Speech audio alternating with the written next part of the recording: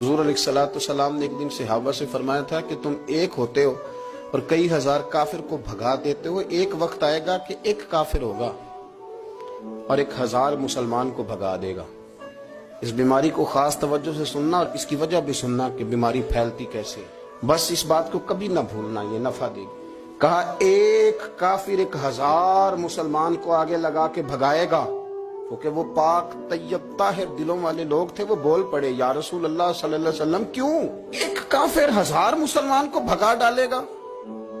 کیا وجہ ہوئی، کیا ہو جائے گا؟